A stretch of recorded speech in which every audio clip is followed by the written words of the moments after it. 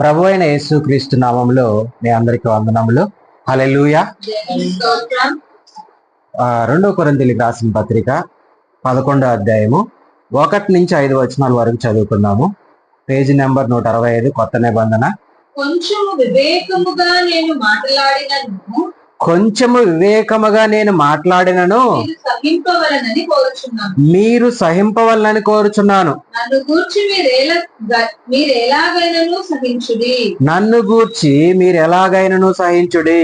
దేవాశక్తితో మీ ఎడల ఆసక్తి కలిగి ఉన్నాను. ఎందుకనగా పవిత్రురాలైన కన్యకునుగా ఒక్కడే పురుషునికి అనగా క్రీస్తుకు సమర్పింపవలనని మిమ్మును ప్రధానము చేసి తిని గాని సర్పము తన కుయుక్తి చేత అవ్వను మోసపరిచినట్లు మీ మనసులను చెరుపబడి క్రీస్తు ఎడలనున్న సరళత నుండి పవిత్రత నుండి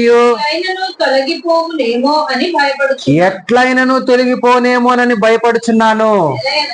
ఏలయనగా వచ్చినవాడు ఎవడైనను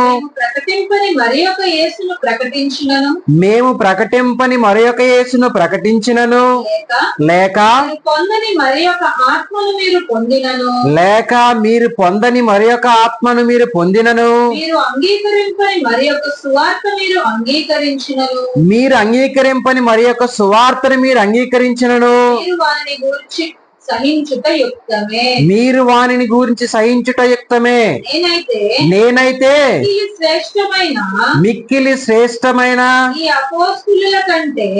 ఈ అపోస్తుల కంటే లెస మాత్రమును తలంచుకొనుచున్నాను. హల్లెలూయా. దేవుడు ఈ వాగ్దానం మన అందరితో మాట్లాడినగాక. ఆమేన్. చూడండి, ఇక్కడ అపోస్తులైన పౌలు కొరింథీయులకు రాసిన అక్కడ ఉన్న ప్రాంతంలో వారికి, అంటే క్రీస్తు సంఘముకు అపోస్తులైన పౌలు క్రీస్తు శకము 57వ సంవత్సరంలో, అంటే ఆ కాలంలో ఈ మొదటి పత్రికను అపోస్తులైన పౌలు ఏ సంఘానికి రాస్తున్నాడంట? క్రీస్తు సంఘమునకు రాస్తున్నాడంట. అంటే క్రీస్తు సంఘమునకు ఎందుకు రాస్తున్నాడని అంటే, ఇక్కడ అపోస్తులైన పౌలు ఎవరు ఏర్పాటు చేసుకున్నాడు అపోస్తులైన పౌల్ని? యేసు క్రీస్తు ప్రభు వారు, అంటే క్రీస్తు రాయబారిగా ఉన్నాడు ఈయన. ఈ క్రీస్తు రాయబారిగా ఉన్న ఈ పరిస్థితుల్లో ఇక్కడ కొంతమంది దుర్బోధకులు వచ్చి ఏం చేస్తున్నారని అంటే, అతను క్రీస్తు ఏర్పాటు చేసుకున్న సేవకుడు కాదు, అతను చెప్పే బోధ మంచిది కాదు, దాని నుంచి మీరు వేరే మార్గం, మేము చెప్పే బోధ వినాలని చెప్పి కొంతమంది దుర్బోధకులు ఏం చేస్తున్నారని అంటే, క్రీస్తు ప్రేమ నుంచి లోకం అనే ప్రేమలోకి వీళ్ళు దుర్బోధ ద్వారా అనేక మందిని మార్చేస్తూ ఉన్నారంట. అప్పుడు ఇక్కడ అపోస్తులైన పౌలు అంటూ ఉన్నాడు, ఒకవేళ నేను కొంచెం వివేకముగా నేను మాట్లాడితే మీకేమొస్తుంది? కోపం వస్తుంది. అంటే ఇప్పుడు చూడండి, మంచిగా ఒరే బాబు, యేసుక్రీస్తే నిజమైన రక్షకుడు, ఆయన తప్ప ఈ లోకంలో నిన్నెవరు రక్షించలేరు, ఆయన తప్ప నిన్నెవరు పరలోకానికి తీసుకోలేరు, ఆయనే నిత్య జీవం నీకు ఇవ్వగలుగుతాడని మనం ఎవరికైనా చెప్పామనుకో, వెంటనే మనం ఏమంటారు? పోయి వెళ్ళి పని చూసుకోవా, మాకెందుకు చెప్తావు అని అంటారు. అంటే మంచి ఎప్పుడు కూడా, ఇప్పుడు చూడండి, ఒక వ్యక్తిని ఆ మందు తాగద్దు అని అన్నామనుకో, నీకెందుకు అని అంటాడు. ఎందుకంటే చూడండి, ఆ మందు పైన ఏమని రాసుంటాడు? Smoking is injurious to health అని సిగరెట్ పైన రాసుంటాడు, ఆల్కహాల్ ఇంజూరియస్ టు హెల్త్ అని ఆ బాటిల్ పైన రాసుంటాడు. అయినా మనము అది తాగటం వల్ల నీ ప్రాణానికి ప్రమాదము, అది స్మోక్ చేయడం వల్ల నీ హార్ట్కి ప్రమాదము, అది తాగడం వల్ల నీ కిడ్నీలకు ప్రమాదము, అది నీ లివర్కి ప్రమాదం అని అనేక రకాలుగా మనం చెప్తూ ఉన్నా కూడా సరే, వాళ్ళు ఏం చేస్తారు? అందులో ఉన్నది, మనం చెప్పే దాంట్లో సత్యమును తెలుసుకోలేరు. ఇక్కడ యేసుక్రీస్తే నిజమైన రక్షకుడు రా బాబు, మీరు నేను చెప్పిన సువార్త కాకుండా మరి ఒకరు పరలోకం నుంచి వచ్చి దూత ఒకళ్ళు వచ్చి చెప్పినా కూడా సరే మీరేం చేయకూడదు, దానిని నమ్మకూడదు అని చెప్పి అపోస్తులైన పౌలు ఇక్కడ కొంచెం వివేకముగానంటే, కొంచెం ఎందుకనంటే, ఈ దుర్బోధకులు వచ్చి దేవుని పిల్లలందరినీ కూడా దేవుని మార్గంలో నుంచి లోకం మార్గంలోనికి నడిపించేస్తున్నారు. అలాంటప్పుడు అపోస్తులైన పౌలు మొట్టమొదటంట ఈ క్రీస్తు సంఘమునకు ఏం రాశాడు? ఒక లేఖ రాశాడు. చూడండి, దేవాసక్తితో మీ ఎడల ఆసక్తి కలిగి ఉన్నాను, ఎందుకంటే పవిత్రురాలైన కన్యకగా ఒకడే పురుషునికి. ఎవరి ఒకడే పురుషుడు? ఎవరు చెప్పాలి? యేసు క్రీస్తు ప్రభువారు. హల్లెలూయా. ఒకడే పురుషుని కనగా క్రీస్తునకు సమర్పించవలనని మిమ్మలను ప్రదానము చేసి తిని గాని అంటూ ఉన్నాడు. హల్లెలూయా. మిమ్మల్ని ప్రదానము చేసి తిని గాని అంటూ ఉన్నాడు. ఇక్కడ మనం జ్ఞాపకం చేసుకుంటే చూడండి, పవిత్రురాలైన కన్యకగా ఎవరిని చూడాలనుకుంటున్నాడు అపోస్తలుడైన పౌలు? పవిత్రురాలైన కన్యకగా అక్కడున్న సంఘమును చూడాలనుకుంటూ ఉన్నాడు. హల్లెలూయా. ఆ క్రీస్తు సంఘం చెప్తూ ఉన్నాడు, ఒరే బాబు, నేను మీకు ప్రకటించాను సువార్త, ఈ మధ్యలో దుర్బోధకులు వచ్చి మిమ్మల్ని రాంగ్ ట్రాక్ లో నడిపించేస్తూ ఉన్నారు.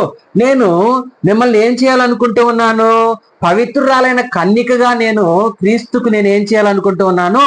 ఒకే పురుషుడికి సమర్పించాలని అనుకుంటూ ఉన్నాను. మీరైతే ఒకవేళ తప్పిపోతారేమో, ఆల్రెడీ తప్పిపోయిన వారు ఉన్నారంట. నేను కొంచెం చరిత్రలోకి వెళ్ళి చదివితే తప్పిపోయిన వారు కొంతమందిని మార్చేస్తున్నారంట. అయితే ఇక్కడ చెప్తూ ఉన్నాడు, అనగా క్రీస్తుకు సమర్పించవలనని మిమ్మల్ని ప్రదానము చేస్తుంది కాదే అంటూ ఉన్నాడు. హల్లెలూయా. ప్రదానము అని అంటే మనం జ్ఞాపకం చేసుకుంటే, పాత రోజుల్లో ఒక పెళ్లి కుమారుడు ఒక పెళ్లి కుమార్తెను చూస్తే కరెక్ట్ గా 6 నెలలు దాకంట, ఒకవేళ ఎంగేజ్మెంట్ అయిన తర్వాత 6 నెలల వరకు ఏం చేస్తారనంటే ఏడ్ చేస్తారంట. అంటే వాళ్ళ కుటుంబంలోకి వెళ్ళడము రావడము. అంటే ఎందుకు అని అంటే ఆ కన్యక మంచిదా కాదా, ఆ పురుషుడు మంచివాడా కాదా, ఎలాంటి కుటుంబం అది తెలుసుకునేదానికి 6 నెలలు ప్రదానం చేసిన తర్వాత ఎదురు చూసేవాళ్ళండి పాతకాలంలో. అంటే మనం జ్ఞాపకం చేసుకుంటే ఎందుకు ఎదురు చూస్తూ ఉన్నారని అంటే, కన్యక కాదా, పురుషుడు కన్యుడా కాదా అని ఎదురు చూస్తూ, ఒకవేళ చాలా పెళ్లిళ్ళు అంట ఆ రోజుల్లో. ఎలాగనంటే అప్పటి వరకు మనం వస్తూ పోతూ ఉన్నప్పుడు అలాగా బంధుత్వం ఏర్పడుతుంది, అక్కడ ఉన్న పరిస్థితులన్నీ తెలుస్తూ ఉంటాయి, మంచివారా చెడ్డవారా అనేది తెలుస్తుందంట. అప్పుడు చాలా మంది పెళ్లిళ్ళు కూడా ఏమైనాయంటే తెలుసా, క్యాన్సిల్ అయిపోయినాయంట. ఎందుకని అంటే ఆ లోపల ఉన్న పరిస్థితి ఏంటో రాను రాను బంధుత్వం పెంచుకొని రాకపోకలు జరగడం వల్ల ఏం జరిగింది, అక్కడ ఉన్న పరిస్థితి ఏందో, ఆ స్త్రీలో ఉన్న లోపం ఏందో పురుషుడిలో ఉన్న లోపం ఏందో తెలిసింది. కానీ ఇక్కడ ఏంటనంటే మనం చూడండి, ఎవరైనా కూడా సరే ఒక పెళ్లి చేసుకోవాలంటే కన్యకగా ఉన్న స్త్రీని పెళ్లి చేసుకోవాలనుకుంటారా, లేకపోతే పాడైపోయిన స్త్రీని పెళ్లి చేసుకోవాలనుకుంటారా? ఎవరైనా కూడా ఏం చేస్తారు? కన్యకగా ఉండాలి, పద్ధతి గల ఫ్యామిలీగా ఉండాలి, వాళ్ళ బ్యాక్గ్రౌండ్ బాగుండాలి. చాలా మంది ఏమంటారంటే ఆస్తులు అంతస్తులు ఏం అవసరం లేకపోయినా పిల్ల మంచి బుద్ధి కలిగిన స్త్రీగా ఉండాలని అంటారు. అలాగే నా అల్లుడికి అంటే చేసుకోబోయే అతనికి డ్రింకింగ్ అలవాటు, అదే విధముగా ఇంకా రకరకాల వ్యసనాలు ఏం లేకపోయినా, అవేమి ఉండకూడదు, ఆస్తి లేకపోయినా పర్లేదు అని అంటారు. హల్లెలూయా. అయితే ఇక్కడ ఏమంటూ ఉన్నాడు, పవిత్రురాలైన కన్యకి ఒక్కడికే పురుషుడికి. హల్లెలూయా. ఈరోజు మనం జ్ఞాపకం చేసుకుంటే సంఘమును ఒకే పురుషుడికి ఏం చేయాలనుకుంటూ ఉన్నాడు? ఆయన ప్రదానం చేయాలనుకుంటూ ఉన్నాడు. హల్లెలూయా. ఈరోజు మనం జ్ఞాపకం చేసుకుంటే ఈ ప్రదానము అనే అంశం పైన మనం తీసుకుంటే, ఆ ఆదికాండం నుంచి కూడా మనం తీసుకుంటే చూడండి, పాత నిబంధనలో మనము జ్ఞాపకం చేసుకుంటే ఇజ్రాయేల్ ప్రజల్ని దేవుడు ఏం చేసుకున్నాడు? ప్రదానం చేస్తున్నాడు. హల్లెలూయా. నేను తప్ప మీకు వేరొక దేవుడు లేడు అని చెప్పాడు వాళ్ళకి. ఎవరికి? ఇజ్రాయేల్ ప్రజలకి. అదే విధంగా వాళ్ళకి మోషే ద్వారా 10 ఆజ్ఞలు గల పలకను కూడా 10 ఆజ్ఞలను దేవుడు ఇచ్చాడు. ఎందుకనంటే నేను తప్ప వేరొక ప్రతిమను మీరు మొక్కకూడదు అని చెప్పి చాలా ఆజ్ఞలు, అంటే 10 ఆజ్ఞలు దేవుడు వీళ్ళకి ఇచ్చాడు. ఈ ఆజ్ఞల ప్రకారము మీరు ముందుకు వెళ్తే నేను చేసిన వాగ్దానం చేసిన పాలు తేనెలు ప్రవహించే దేశం మీరు ఏం చేస్తారు? పొందుకుంటారని చెప్పి దేవుడు వీళ్ళకి వాగ్దానం చేశాడు. అయితే ఈ వాగ్దానము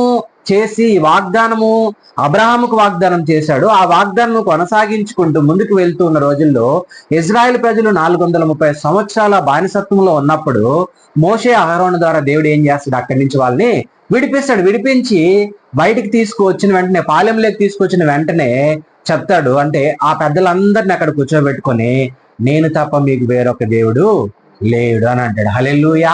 మీరు దేనిని ప్రతిమనుగా చేసుకోకూడదు, దేన్ని వ్యర్థముగా మీరు ఆచరించకూడదు, దేన్ని వ్యర్థముగా మీరు పూజించకూడదు, నేను తప్ప మీరు వేరొక దేవుడే లేడని చెప్పి వాళ్ళకి దేవుడు ఏం చేస్తాడంటే మోషే అహరోను ద్వారా మాట్లాడిస్తాడు. అయితే మనం జ్ఞాపకం చేసుకోవాల్సింది ఏంటంటే మనము ప్రదానం చేయబడి ఉన్నాం. ఈరోజు యేసు క్రీస్తు ఎలాగ ప్రదానం చేయబడి ఉన్నామని అంటే, ఆయన మనం చూడండి ఆది నుంచి మనం చూస్తూ ఉన్నాము. కానీ దేవుడు ప్రణాళిక మన పట్ల ఒకటి ఉంది. మనం జ్ఞాపకం చేసుకుంటే ఆది నుంచి దేవుడు ఏం చేశాడు, అనేక మందిని ప్రవక్తలను, అనేక మందిని న్యాయాధిపతులను, రాజులను పంపించాడు. ఎందుకనంటే పాడైపోయి ఉన్న మన హృదయములను బాగు చేయుటకు దేవుడు అనేక మందిని పంపించాడు. కానీ వాళ్ళు ఎవరి ద్వారా కూడా సరే అది జరగలేదు. అంటే వాళ్ళు పరిపాలిస్తూ ఉన్నారు, జరుగుతున్న దేవుని మార్గంలో నడిపిస్తూ ఉన్నారు, కానీ అనేక మంది లోకంలోనే ఉన్నారు, కానీ దేవుని వైపు తిరగలేదు, దేవుని సత్యము తెలుసుకోలేదు. అయితే వాళ్ళకి ఏం రాలేదంటే పాప క్షమాపణ జరగలేదు. అయితే తండ్రి తన కుమారుణ్ణి లోకమును ఎంతో ప్రేమించి ఇక్కడికి తన కుమారుణ్ణి పంపించి అనేక మందిని చూడండి, ఈరోజు ఆయన రక్తములో కడగబడి ఈరోజు మనల్ని అందరినీ కూడా ఆయనలో ప్రదానం చేయబడి ఉన్నాము. హల్లెలూయా. ఈరోజు ప్రదానం చేయబడి ఉన్న కన్యకగా అంటూ ఉన్నాడు. సంఘముగా ఇప్పుడు మనం ఎక్కడెక్కడ వారము, మనం అందరం ఏమై ఉన్నాము, ఒక సంఘముగా చేరి ఉన్నాము. ఒక సంఘముగా చేరి ఉన్నాము. ఈరోజు మనము తెలుసుకోవాల్సింది ఏంటంటే, ఏ అవయవము కూడా శరీరంలో లేకపోతే ఎలాగో పనిచేయదో పాడైపోతుందో, అలాగే ప్రదానము చేయబడి ఉన్న కన్యకగా ఉన్న మనం ఎలాగుండాలంటే చాలా పరిశుద్ధమైన జీవితమును కొనసాగించాలి. హల్లెలూయా. చాలా పవిత్రముగా ఉండాలి, చాలా పరిశుద్ధముగా ఉండాలి, మనం ఆచరించాలి. మనము ఏది ఆచరిస్తే అదే మన పిల్లలు కూడా ముందుకు నడుస్తూ ఉంటారు. చూడండి, దేవుడు అరణ్యములో పితరులను ఎందుకు అందరినీ సంహరించేశాడు అని అంటే, వాళ్ళు వ్యర్థమైన వాటిని ఆశ్రయించారు, దేవుడి మాటని వాళ్ళు లెక్క చేయలేదు, దేవుడికి ప్రదానము చేసుకున్నారు వాళ్ళు. కానీ వాళ్ళు దేవుడు చెప్పిన మార్గంలో నడవలేదు. అందుకనే పితరులందరినీ అరణ్యంలో సంహరించాడు. ఎందుకు సంహరించాడు సార్ చెప్పండి?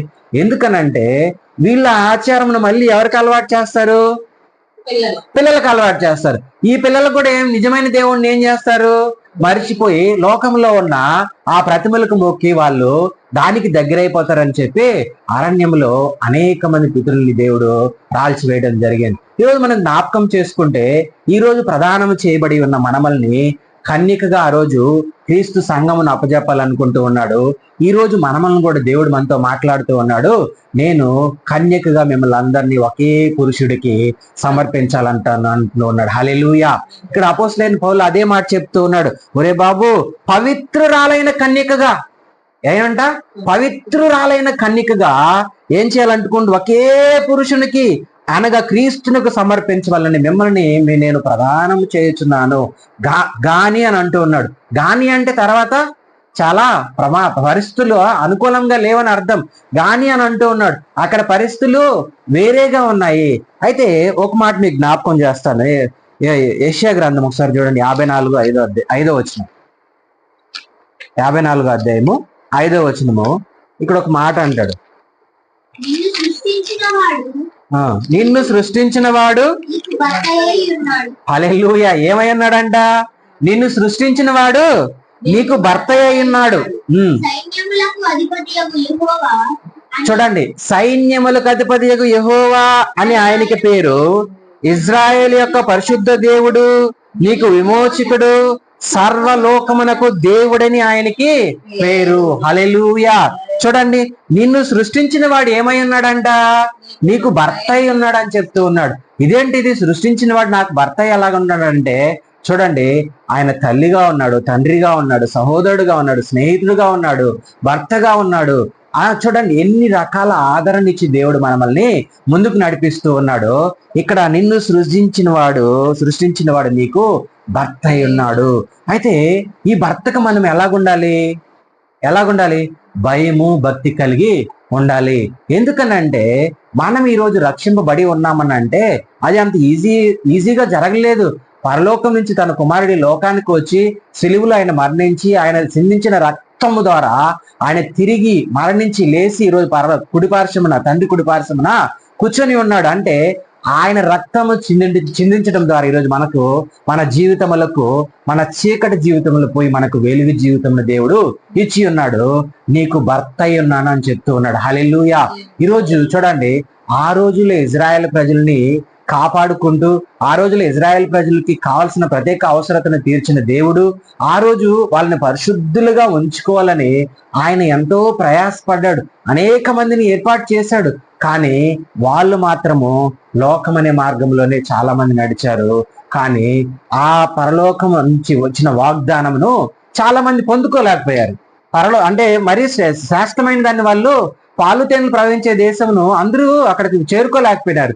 ఎందుకనంటే దేవుడు ఇచ్చిన ఆజ్ఞలను వాళ్ళు ఏం చేయలేదు, అనుసరించలేదు. దేవుడు ఇచ్చిన కట్టడములను వాళ్ళు కట్టలేదు. దేవుడు ఇచ్చిన మార్గంలో వాళ్ళు నడవలేదు. కాబట్టి వాళ్ళు అనేక మంది అరణ్యంలో సంహరించడం అనేది జరిగింది. ఇక్కడ మనం జ్ఞాపకం చేసుకుంటే 54:5లో నిన్ను సృష్టించిన వాడు నీకు భర్త అయి ఉన్నాడు అని అంటూ ఉన్నాడు. ఈరోజు మనం లోకంలో మనం చూస్తే ఒక భార్య భర్త బంధమును మనం జ్ఞాపకం చేసుకుంటే చూడండి, భర్త ఒకవేళ చూడండి పెళ్లి కాకముందు ఒక పురుషుడైన ఏమనుకుంటాడు, కన్యకగా నాకు ఒక స్త్రీ కావాలనుకుంటాడు. అదేవిధంగా స్త్రీ కూడా ఏమనుకుంటది, నా భర్త నన్ను చాలా బాగా చూసుకోవాలి, చాలా మంచిగా చూసుకోవాలి అని చెప్పి ఒక కోరిక కలిగి ఉంటారు. అయితే మనం జ్ఞాపకం చేసుకోవాల్సింది ఏంటంటే ఈరోజు ఈ కన్యకగా ప్రదానము చేసినానని చెప్తూ ఉన్నాడు. ఈ కన్యకగా నువ్వు ప్రదానం చేయబడటకు నువ్వు ముందు యేసు క్రీస్తు రక్తంలో నువ్వు కడగబడి ఉన్నావు. హల్లెలూయా. ఆయన నామములో నువ్వు బాప్తిసం పొంది ఉన్నావు. ఆయనే నిజమైన రక్షకుడని నువ్వు తెలుసుకుని ఉన్నావు. ఆ సత్యమును తెలుసుకొని మళ్ళీ అనేక మంది ఒకవేళ రాంగ్ ట్రాక్ లో నిన్ను నడిపిస్తారేమో, కానీ నువ్వు జాగ్రత్తగా ఉండాలి. సత్యమును ఎప్పుడు నువ్వు విడిచి వెనకకు వెళ్ళకూడదు అని చెప్పి ఇప్పుడు అపోస్తలుడైన పౌలు చెప్తూ ఉన్నాడు. ఇక్కడ సైన్యములకు అధిపతికి యెహోవా ఆయన పేరు, ఇజ్రాయేలు యొక్క పరిశుద్ధ దేవుడు, నీకు విమోచకుడు, సర్వలోకమునకు ఆయన ఏమై ఉన్నాడు, దేవుడై ఉన్నాడు. హల్లెలూయా. ఈ సర్వలోకమునకు ఆయన భర్త అయి ఉన్నాడు.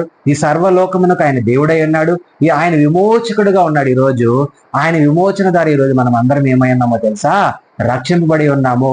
ఆయన కనికరము చొప్పున ఈరోజు మనం ఏమై ఉన్నామో తెలుసా, ఈరోజు జీవించగలుగుతూ ఉన్నాము. ఆయన ప్రేమ చొప్పున ఈరోజు మనం ఏమై ఉన్నామో తెలుసా, ఈరోజు మనం ఈ జీవితమును దేవుడు మనల్ని చీకటి నుంచి రక్షించి ఈరోజు ఆయన వెలుగులో మనల్ని నడిపిస్తూ ఉన్నాడు. మనం జ్ఞాపకం చేసుకోవాలి. ఇక్కడ చూడండి, ఒక మాట జ్ఞాపకం చేసుకుంటే హోషేయ గ్రంథం తీయండి, 2వ అధ్యాయము 19-20 వచనాలు ఒకసారి చదువుకోండి.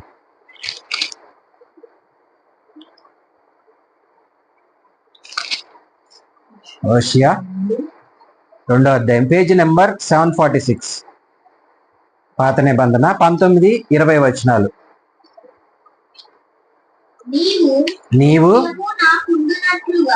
నీవు నిత్యము నాకుండినట్లుగా నేను నీతిని బట్టి తీర్పు తీర్చుట వలనను దయాదాక్షిణ్యములు చూపుట వలనను నేను నిన్ను ప్రదానము చేసుకుందును. నీవు యెహోవాను ఎరుగునట్లు.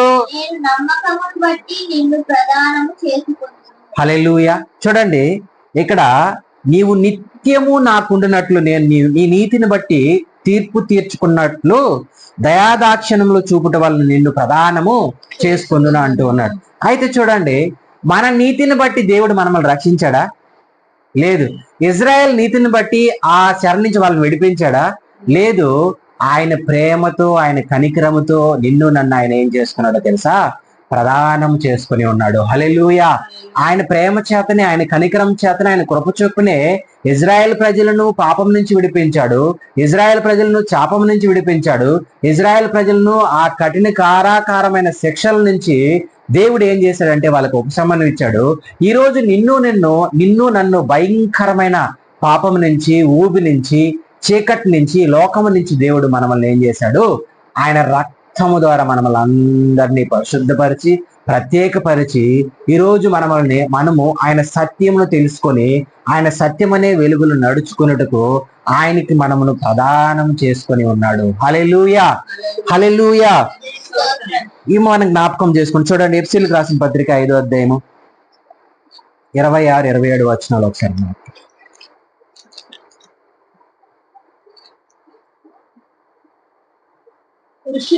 పురుషులారా మీరును మీ భార్యలను ప్రేమించుడి. అటువలే క్రీస్తు కూడా సంఘమును ప్రేమించి అది కలంకమైనను ముడతైనను ముడతైనను అట్టిది మరి ఏదైనను లేక పరిశుద్ధమైనదిగా పరిశుద్ధమైనదిగాను దోషమైనదిగా నిర్దోషమైనదిగాను సంఘముగాను మహిమగల సంగముగాను ఆయన తన ఎదుట దానిని నిలువబెట్టుకొనవలెనని ఆయన తన ఎదుట దానిని నిలవబెట్టుకొనవలనని వాక్యంతో ఉదక స్నానము చేత దానిని పవిత్రపరిచి వాక్యముతో ఉదక స్నానము ద్వారా దాన్ని పవిత్రపరిచి పరిశుద్ధపరచుటకై దాని కొరకు తను తాను అప్పగించుకొని హల్లెలూయా. దాని కొరకు ఏం చేశాడంట? తనను తాను అప్పగించుకున్నాడు. ఇక్కడ మనం చూస్తే పురుషుల్లారా మీ భార్యలను ప్రేమించుడి అటువలే క్రీస్తు సంఘమును ఏం చేస్తూ ఉన్నాడు? ప్రేమిస్తూ ఉన్నాడు. ఇప్పుడు ప్రదానం చేసుకున్నారు, పెళ్లిళ్ళు చేసుకున్నారు, పిల్లలు కలిగి ఉన్నారు. అయితే మనం ఇక్కడ జ్ఞాపకం చేసుకునేది ఏంటంటే క్రీస్తు సంఘమును ప్రేమించినట్టు మీ భార్యలను ప్రేమించండి, మీ పిల్లలు ప్రేమించండి, మీ కుటుంబమును ప్రేమించండి. అదే విధముగా ఇక్కడ అంటూ ఉన్నాడు, అటువలే క్రీస్తును సంఘమును ప్రేమించి అది కలంకమైనను ముడతైనను లేనిదిగా ఉండాలంటూ ఉన్నాడు. హల్లెలూయా. కలంకమైనను ముడతైనదికి మనం లేకుండా ఉండాలని అంటే మనం ఏం చేయాలి? యేసుక్రీస్తే నిజమైన రక్షకుడని తెలుసుకోవాలి. ఆయన రక్తములో మనము కడగబడాలి. ఆయన వాక్యముల్లో మనం ఏం చేయాలి? ఉదక స్నానం చేయాలి బాప్తీసము ద్వారా. హల్లెలూయా. మనము చూడండి, మనము ఎప్పుడు యేసుక్రీస్తు రక్తములో నిజమైన దేవుడని తెలుసుకొని రక్తంలో కడగబడి ఆ బాప్తీసములో మనము ఆ రక్షకుడు మనం ఒప్పుకుంటాము, మన పాపములను ఎప్పుడు సమాధి చేస్తామో అప్పుడు మన జీవితంలో ఏమొస్తుందో తెలుసా? మనము ప్రదానము చేయబడతాము. ఎవరికి? ఒకే పురుషుడైన యేసుక్రీస్తు ప్రభు వారికి. అయితే ప్రదానం చేయబడిన తర్వాత సంఘము ఎలాగుండాలని అనుకున్నాడు యేసుక్రీస్తు ప్రభు వారు? చూడండి, అది కలంకమైనను ముడతైనను ఉండకూడదంట. ఇప్పుడు చూడండి, కుటుంబాల్లో ఏముంటాయి? కలంకాలు ఉంటాయి, ముడతలు ఉంటాయి, భార్యాభర్త బంధములు, ఆ కుటుంబములు. సరే, మనం చూస్తే అనేక సమస్యలతో ఏమవుతూ ఉంటదంటే కుటుంబము ముందుకు వెళ్తూ ఉంటది. అనేక సంవత్సరములు ప్రేమించి పెళ్లి చేసుకున్న వారి జీవితాలు అలాగే ఉన్నాయి. అదే విధముగా ఆ కుటుంబాలు కలిసి అందరూ పెద్దవాళ్ళు ఒప్పింపజేసిన కుటుంబాలు కూడా ఇలాగే ఉన్నాయి. ఎందుకనంటే వాళ్ళలో ఏం లేదంటే ప్రేమ అనేది లేదు. ఆ ప్రేమ ఎప్పుడు మనిషిలో ఉండదో అప్పుడు ప్రేమ పైన ఏముండదంటే నమ్మకం అనేది ఉండదు, అందులో కలంకం ఉంటది, అందులో ముడతుంటది. అయితే ఇక్కడ సంఘమునకు ఏముండకూడదు అంటూ ఉన్నాడు అంటే కలంకమైనను ముడతైనను ఉండకూడదు అని చెప్పి ఇక్కడ అపోస్తలుడైన పౌలు ఎఫెసీయుల సంఘమునకు చెప్తున్నాడు. ఒకసారి మనం చూద్దాం. మరి అట్టిది మరి ఏదైనను లేక పరిశుద్ధమైనదిగాను నిర్దోషముగాను ఉండాలంటే. హల్లెలూయా. ఏముండాలంట? పరిశుద్ధమైనదిగా ఉండాలి, నిర్దోషముగా ఉండాలి. చూడండి, నువ్వు పరిశుద్ధుడిగా ఎప్పుడు మారుతావు? ఆయన రక్తములో కడగబడిన తర్వాత. నిర్దోషిగా నువ్వు ఎప్పుడు మారుతావనంటే ఆయన దగ్గర నీ పాపములన్నీ నువ్వు ఒప్పుకున్నప్పుడు. హల్లెలూయా. ఆయన దగ్గర నువ్వు నీ పాపములు ఒప్పుకున్నప్పుడు, ఆయన ఎరగక ముందు ఆయన గురించి సత్యం తెలుసుకొని నువ్వు ఆ బాప్తిసం తీసుకున్నప్పుడు నువ్వు ఇంకా కొద్ది క్షణాలు నువ్వు ప్రదానం చేయబడతావు యేసుక్రీస్తు ప్రభు వారికి. అప్పుడు నువ్వేం చేయాలంటే నీలో ఉన్న ప్రతి ఒక్క దానిని నువ్వు దేవుని దగ్గర ఒప్పుకోవాలి. నీ హృదయం ఏం చేయాలి? ఆయన పాదముల దగ్గర ఏం చేయాలి? కుమ్మరించేయాలి. అందుకే అంటున్నాడు వాక్యముతో ఉదక స్నానం చేయాలంట. హల్లెలూయా. వాక్యంతో ఏం చేయాలి? ఉదక స్నానం చేస్తే చూడండి, వాక్యం ఏం చేస్తుందంట? నిన్ను బ్రతికిస్తుంది అంటారు కీర్తనకారుడు. హల్లెలూయా. బాధల్లో ఏం చేస్తుందంట? అది నెమ్మదినిస్తుంది అంటది. హల్లెలూయా. చీకట్లో ఏం చేస్తుందంట? అది వెలుగునిస్తుంది అంటూ ఉన్నాడు. అది నీ వాక్కు ఆ చెవులకి ఏమైందంట? ఆ నాలుగుకి ఏమైందంట? మధురముగా ఉందని చెప్పి లేఖనాలు చెప్తున్నాయి. హల్లెలూయా. మనం జ్ఞాపకం చేసుకుంటే దేవుని వాక్యంతో నువ్వు ఉదక స్నానం చేస్తే నీలో కలంకమైనను ముడతైనను ఉండదు. అది పరిశుద్ధముగా ఉంటది, నిర్దోషముగా ఉంటది, అది మహిమగల సంఘముగా ఉంటదండి. హల్లెలూయా. ఎలాగుంటది? మహిమగల సంఘముగా ఉంటది. నీ జీవితంలో ఇవన్నీ ఉంటే ఖచ్చితంగా సంఘం ఎలాగుంటది? మహిమగల సంఘముగా ఉంటది. దేవుని మహిమ దాని మీద ప్రకాశిస్తూ ఉంటది, దేవుని మహిమతో నింపబడి ఉంటది. దేవుని మహిమ ఉన్న సంఘము ఖచ్చితంగా ఆ సంఘములు ఏముండదంటే కలంకమైనను ముడతైనను ఉండదు, నిర్దోషముగా ఉంటది. హల్లెలూయా. పరిశుద్ధముగా ఉంటది. ఆ సంఘము మహిమతో, దేవుని మహిమతో, దేవుని కృపతో నిండి ఉంటది. ఇక్కడ అంటూ ఉన్నాడు సంఘముగా ఆయన తన ఎదుట దాన్ని నిలబెట్టుకోవాలనుకుంటూ ఉన్నాడు. ఏం చేయాలనుకుంటున్నాడు? ఆయన ఎదుట మనము ప్రదానం చేయబడిన కన్యకగా మనం నిలబడి ఉండాలంటే ఏం చేయాలి? మనం పరిశుద్ధమైన జీవితమును జీవించాలి. ఈ లోకంలో ఆల్రెడీ ముందు ఉన్నాం. పాత జీవితమును మనం ఎప్పుడు జ్ఞాపకం చేసుకోకూడదు. పాత జీవితము అది ఒక పెద్దవాళ్ళు చెప్తుంటారు, అది ఒక రోత జీవితం అంట. ఆ జీవితంలో మనం ఎప్పుడు వెనకకి తిరిగి చూడకూడదు. ఎందుకనంటే నువ్వు సత్యమును తెలుసుకొని ఉన్నావు. హల్లెలూయా. యేసుక్రీస్తు ప్రభు వారు ఏర్పాటు చేసుకొని ఉన్న ఆయన శరీరములో నువ్వు ఒక అవయవముగా ఉన్నావు కాబట్టి ఆయన నీకు శిరస్సు అయి ఉన్నాడు. ఆ శిరస్సుకు నువ్వేం చేయకూడదు అని అంటే ఎప్పుడు కూడా అవమానం తీసుకురాకూడదు. అదే విధంగా నీ భర్త జీవితంలో కూడా, నీ భార్య జీవితంలో కూడా ఇద్దరు కూడా ఎప్పుడు కూడా సమాధానం కలిగి ముందుకు వెళ్తూ ఉండాలి. ఇక్కడ ఈ శిరస్సుకి ఆయన శిరస్సు అయి ఉన్నాడు కాబట్టి మనం ఎప్పుడు కూడా మనం ఏం తీసుకురాకూడదో తెలుసా? అవమానం తీసుకురాకూడదు. ఆయన పరిశుద్ధాత్మను దుఃఖపెట్టేవారిగా ఉండుటకు మనల్ని ఏర్పాటు చేసుకోలేదు, కానీ ఆయన పరిశుద్ధాత్మను సంతోషపెట్టేవారిగా ఉండుటకు దేవుడు నిన్ను నన్ను పిలుచుకొని ఉన్నాడు. హల్లెలూయా. అందుకే ఇక్కడ అంటూ ఉన్నాడు ఏమనంటే, నిలబెట్టుకునే వాళ్ళని వాక్యముతో ఉదక స్నానం చేసి దానిని పవిత్రపరిచి పరిశుద్ధపరచుటకై దాని కొరకు తనను తాను ఏం చేసుకున్నాడు? అప్పగించుకున్నాడు. చూడండి, ఈ సంఘమును అది అందులో కలంకమైనను ముడతైన ఉండకూడదు అని చెప్పి, పరిశుద్ధముగా ఉండాలని, నిర్దోషముగా ఉండాలని, మహిమగలదిగా ఉండాలని చెప్పి ఆయన ఏం చేశాడంటే ఆ వాక్యముతో ఉదక స్నానం చేపించి సంఘమును దాన్ని పవిత్రపరిచి పరిశుద్ధపరచుటకై తనను తాను ఏం చేశాడంట? అప్పగించుకున్నాడు అంటూ ఉన్నాడు. హల్లెలూయా. మనందరికి తెలుసు కదా, ఆయన మన కొరకు ఏం చేశాడు? సంఘమును అది నీతిగాను నిజాయితీగాను యథార్థముగాను ఉండాలని చెప్పి, అది పవిత్రంగా ఉండాలని చెప్పి ఆయన సిలువలో మన కొరకు రక్తమును చిందించాడు. హల్లెలూయా. అయితే మనం జ్ఞాపకం చేసుకోవాల్సింది ఏంటంటే, ఇలాగా మనల్ని ఆయన ఏర్పాటు చేసుకున్నట్టుకు, సంఘంగా ఏర్పాటు చేసుకున్నట్టుకు ఆయన మనల్ని ఎప్పుడు పిలుచుకున్నాడు ఒకసారి చూడండి. అదే ఎఫ్సీలకు రాసిన పత్రిక 1:4 చదువమ్మా. ఎట్లనగా తన ప్రియుని యందు తాను ఉచితముగా మనకు అనుగ్రహించిన తన ప్రియుని యందు తాను ఉచితముగా మనకు అనుగ్రహించిన తన కృపా మహిమకు కీర్తి కలిగినట్లు తన చిత్త ప్రకారమైన దయా సంకల్పము చొప్పున యేసు క్రీస్తు ద్వారా తనకు కుమారులుగా స్వీకరించుటకై మనలను ముందుగా తన కోసము నిర్ణయించుకొని మనము తన ఎదుట పరిశుద్ధులమును నిర్దోషములై ఉండవలనని జగత్ పునాది వేయబడక మునిపే ప్రేమ చేత ఆయన క్రీస్తులో మనల్ని ఏర్పాటు చేస్తున్నాడు. ఎప్పుడు ఏర్పాటు చేస్తున్నాడు అంటే మనల్ని జగత్ పునాది వేయబడక మునిపే ఎలాగుండాలని ఏర్పాటు చేసుకున్నాడంట? యేసుక్రీస్తు ద్వారా ఎలాగ పరిశుద్ధులుగాను నిర్దోషులుగాను ఉండాలని చెప్పి జగత్ పునాది వేయబడక మునిపే, అంటే ఈ జగత్కి భూమి పునాదులు వేయబడక మునిపే, తల్లి గర్భములు రూపింపబడక మునిపే నిన్ను నన్ను పరిశుద్ధముగాను నిర్దోషముగాను ఉండవాలని క్రీస్తులో మనల్ని ఏర్పాటు చేసుకున్నాడంట. హల్లెలూయా. క్రీస్తులో మనల్ని ఏం చేశాడంట? ఆయన ఏర్పాటు చేసుకున్నాడంట.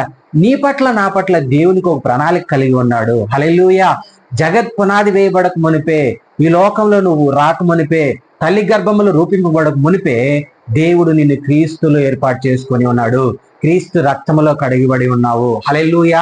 మనం జ్ఞాపకం చేసుకుంటే ఇంకొక మాట చదువుకుందాము. తీతుకు రాసిన పత్రిక 2:14 ఒకసారి చదువున్నాం. తిమోతికి పక్కనే ఉంటుంది. ఆయన సమస్తమైన దుర్నీతి నుండి మనల్ని విమోచించి సత్క్రియలందు ఆసక్తి గల ప్రజలను తన కోసము పవిత్రపరచుకొని తన సొత్తుగా తీసుకొనుటకు హల్లెలూయా. తనను తానే మన కొరకు ఏం చేసుకున్నాడంట? అర్పించుకొనేను. హల్లెలూయా. తనను తానే మన కొరకు ఏం చేశాడు? అర్పించుకున్నాడు. ఎందుకనంటే ఇక్కడ అంటూ ఉన్నాడు కదా, సమస్తమైన దుర్నీతి నుండి, ఏమంట? సమస్తము, ఈ సృష్టిలో ఉన్న ప్రతి ఒక్క చీకటి నుంచి నిన్ను నన్ను వేర్పరచుటకు ఆయన జగత్ పునాది వేయబడక మునిపే క్రీస్తులో మనల్ని నిర్దోషులుగాను పరిశుద్ధులుగాను మనల్ని ఏర్పాటు చేసుకున్నాడు అని చెప్తున్నాడు. హల్లెలూయా.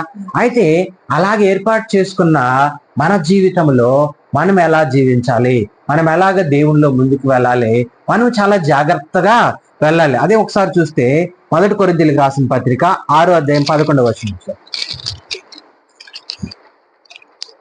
1 కొరింథీ 6:11. మీలో కొందరు అట్టివారై ఉంటిరి గాని మీలో కొందరు అట్టివారై ఉంటిరి గాని ప్రభువైన యేసుక్రీస్తు 1 కొరింథీ 6:11. ప్రభువైన యేసుక్రీస్తు నామమును మన దేవుని ఆత్మయందును మీరు కడగబడి పరిశుద్ధపరచబడిన వారై నీతిమంతులుగా తీర్చబడింది. హల్లెలూయా. మనం అందరము ముందు ఎట్టివారము? లోకంలో ఉన్నాము, దేవుని ఎరగిన వారము, పాపములో ఉన్నాము. కానీ ఇప్పుడు మీలో కొందరు అట్టి వారైండ్రి గాని ప్రభువైన యేసుక్రీస్తు నామమును మన దేవుని ఆత్మయందు మీరు కడగబడి, దేని యందు కడగబడేమంట? దేవుని ఆత్మయందు కడగబడి పరిశుద్ధపరచబడిన వారై నీతిమంతులుగా తీర్చబడ్డారండి. హల్లెలూయా. దేవుని రక్తము ద్వారా కడగబడ్డాము, దేవుని వాక్యం ద్వారా కడగబడ్డాము, దేవుని ప్రేమ ద్వారా ఈరోజు మనము జీవిస్తూ ఉన్నాము. హల్లెలూయా. చూడండి, ఈరోజు దేవుని ప్రేమ ద్వారా మనల్ని ఈరోజు ఆయన ప్రదానం చేసుకుని ఉన్నాడు.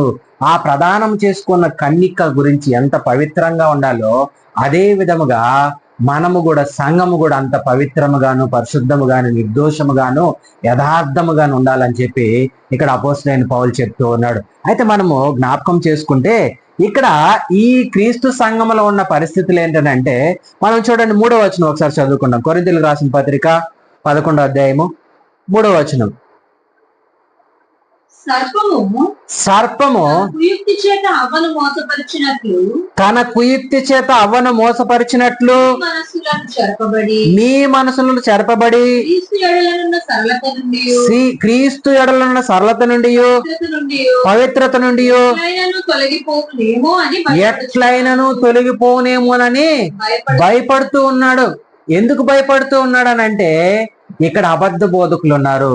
దుర్బోధకులు ఏం చేస్తున్నారంటే, అతను క్రీస్తు రాయబారి కాదు, అతను మంచివాడు కాదు, అతను చెప్పే ఆ సత్యమును, ఆ వాక్యమును మీరు వినద్దు, ఆ మార్గంలో మీరు వెళ్ళొద్దని చెప్పి అపోస్తలుడైన పౌలు గురించి అనేక మంది అక్కడ దుర్బోధకులు వచ్చి దేవుని మార్గంలో నుంచి వేరే మార్గంలో నడిపిస్తూ ఉన్నాడు. అయితే ఇక్కడ మనం జ్ఞాపకం చేసుకుంటే, సర్పము కుయుక్తి చేత అవ్వమని ఏం చేసింది? మోసం చేసింది. అయితే అవ్వమును మోసము చేయకముందు వీళ్ళు ఎలాగున్నారు? మహిమ శరీరం కలిగి ఉన్నారు, దేవునితో ఉన్నారు, దేవునితో స్నేహం చేస్తూ ఉన్నారు, దేవునితో గడుపుతూ ఉన్నారు, దేవుడు చెప్పిన మార్గంలో వెళ్తూ ఉన్నారు. ఇప్పుడు కుటుంబం పరిస్థితి కూడా అంతే. అవ్వమ్మ, ఆదాము ఉన్నారు, ఏక శరీరముగా ఉన్నారు, వాళ్ళిద్దరు భార్యాభర్తలు. వాళ్ళు రెండో వ్యక్తి ఇంకెవరున్నారు? దేవుడు ఉన్నాడు. వాళ్ళకి దేవుడు, భార్యాభర్త తప్ప ఏమి కూడా వాళ్ళకి తెలియదు. హల్లెలూయా. ఏమి తెలియదు.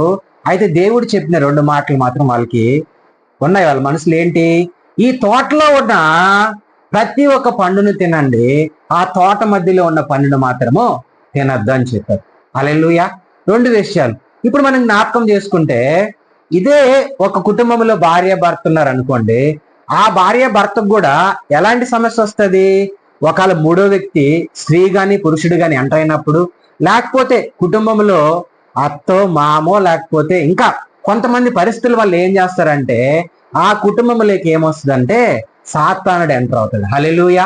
సాతానుడు ఎంటర్ అయినాడు అనుకోండి కుటుంబంలోనికి, మనము ఏం చేస్తాము? దేవునికి దూరం అయిపోతాము, సాతానుడి దగ్గర అవుతాం. ఇక్కడ ఏదైనా మనములో దేవుడు చెప్పిన మాటను కాకుండా అవ్వమ్మ ఎవరి మాటను వినింది?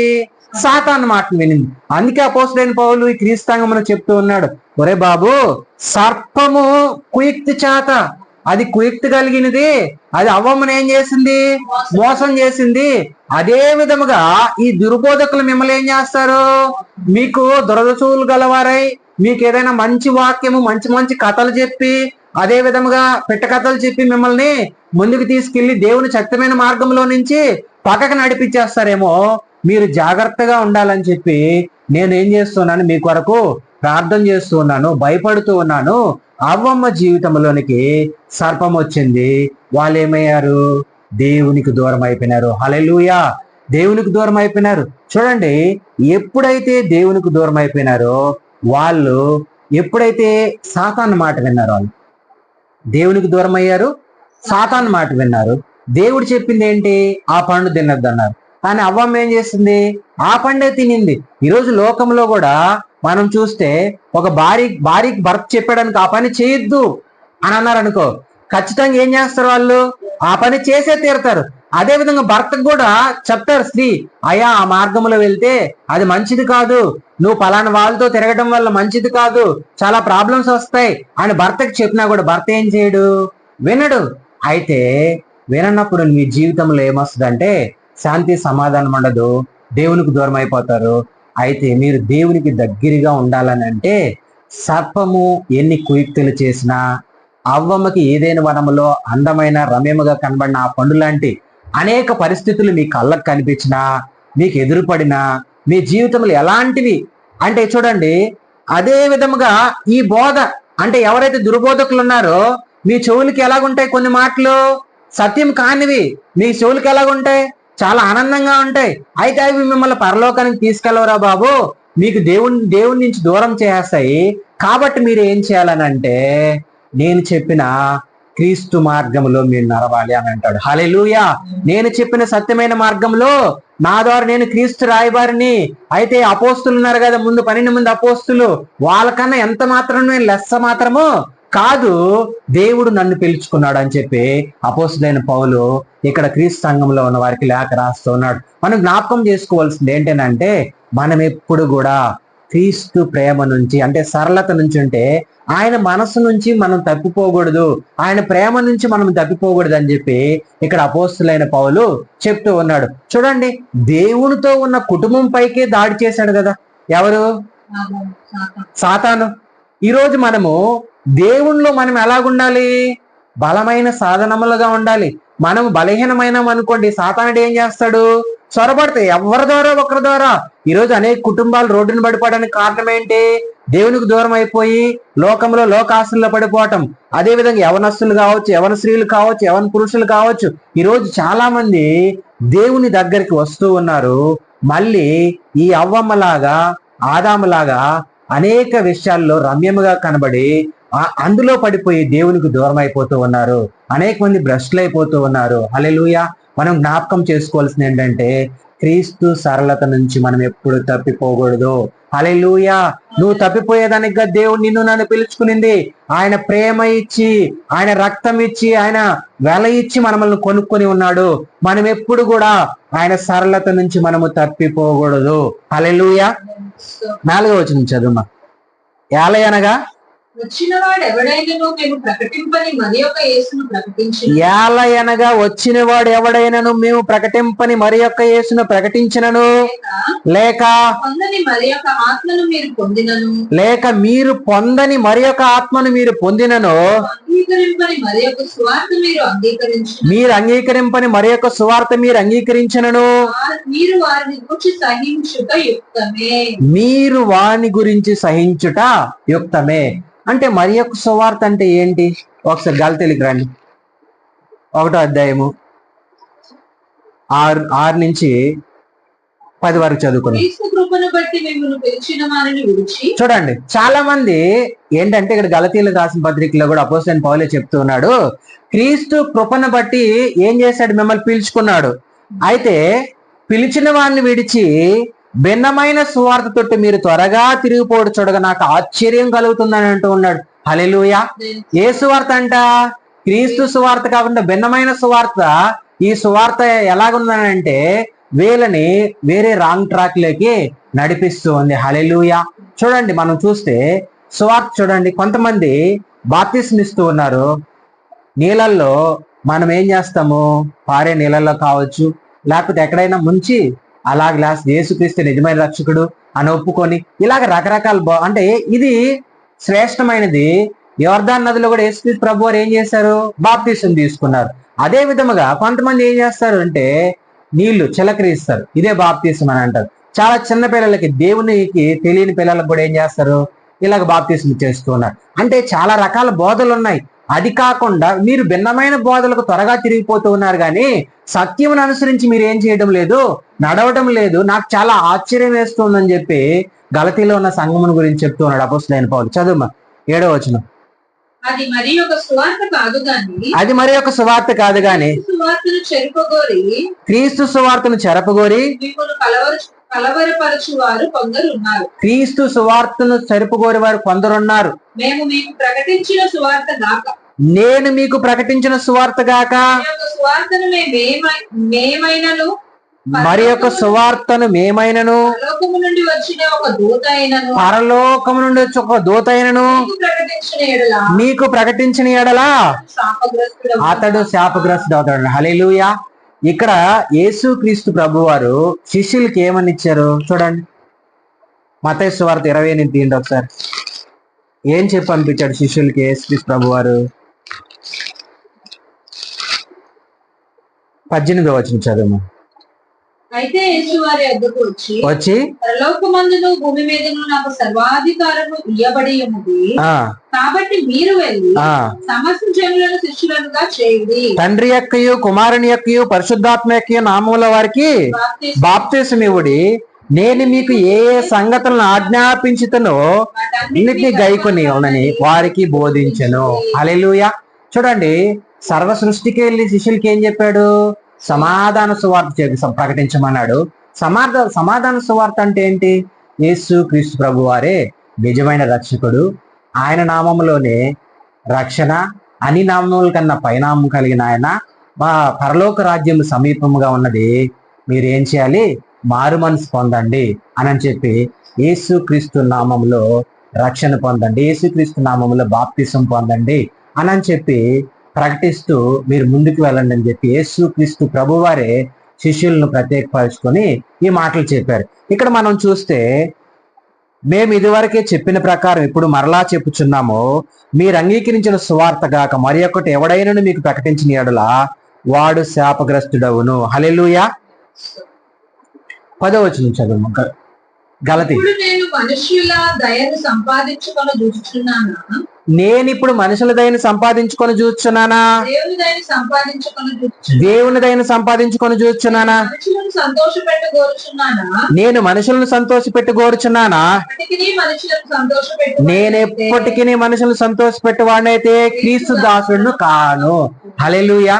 చాలా మంది ఏం చేస్తూ ఉంటారంటే, ఆ సంఘమును సంతోషపెట్టాలని, లేకపోతే కొంతమందిని సంతోషపెట్టాలని చెప్పి క్రీస్తు బోధన వదిలేసి, క్రీస్తు మాటలను వదిలేసి, క్రీస్తు సత్యమును వదిలేసి వాళ్ళకి నచ్చిన బోధనను ప్రకటించి అనేక మందిని ఏం చేస్తున్నారంటే దేవుని సత్యమైన మార్గంలో కాకుండా లోక మార్గంలో నడిపిస్తూ ఉన్నారు. హల్లెలూయా. అయితే ఇక్కడ చూడండి, నేను మనుషులను సంతోషపెట్టి వాడినైతే నేను ఏమవుతాను? క్రీస్తుకు దాసుడిని కాలేను. నువ్వు క్రీస్తుకు దాసుడు కాకపోతే ఇంకెవరికి దాసుడు అవుతావు? లోకములో ఉన్న దాసుడు అవుతావు. కాబట్టి నేను మిమ్మల్ని కన్యకగా నిన్ను ప్రదానం చేయాలనుకుంటూ ఉన్నాను. హల్లెలూయా. కన్యకగా మిమ్మల్ని ఏం చేయాలనుకుంటూ ఉన్నాను? ప్రదానం చేయాలనుకుంటూ ఉన్నాను.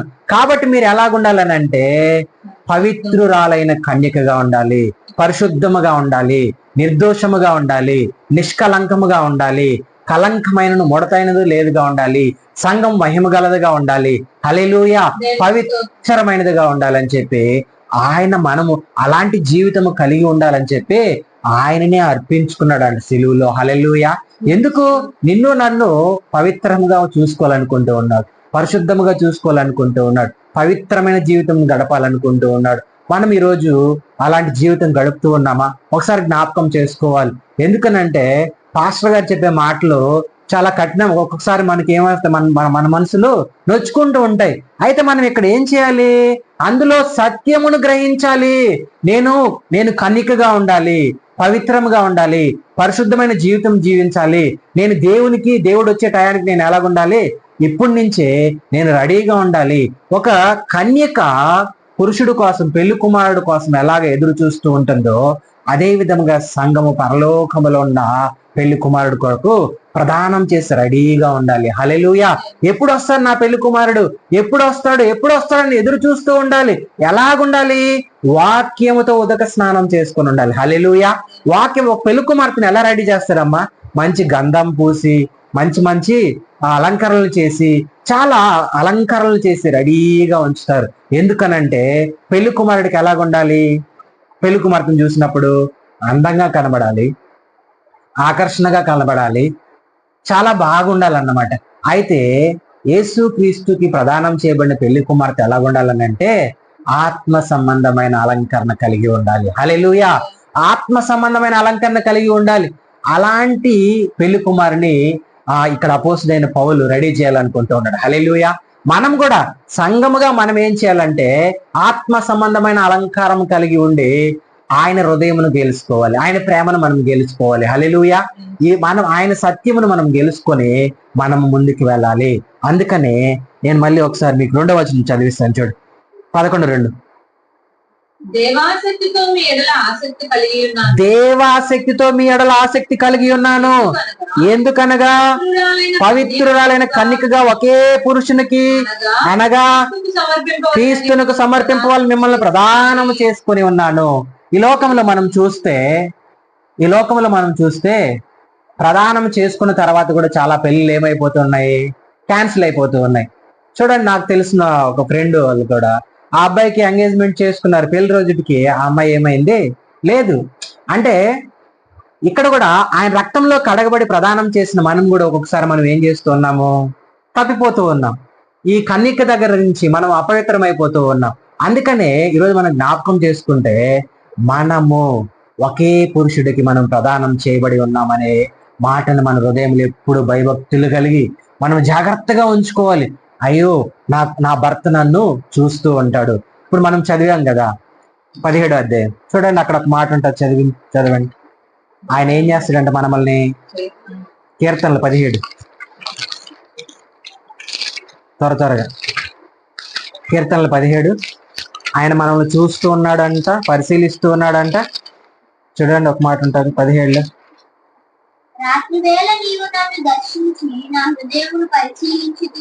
చూడండి, రాత్రి వేళ ఏం చేస్తాడంట ఆయన,